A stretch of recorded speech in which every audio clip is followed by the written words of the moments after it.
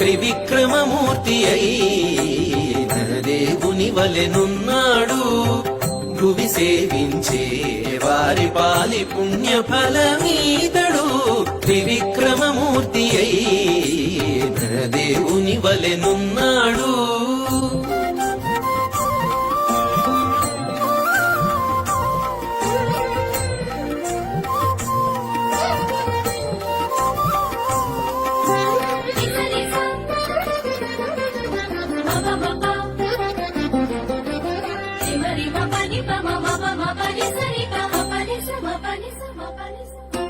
అక్కజపు రోమములు అన్ని లోకములొరయ మొక్కుచూ శ్రీ వెంకటేశు మోహపు పంటై.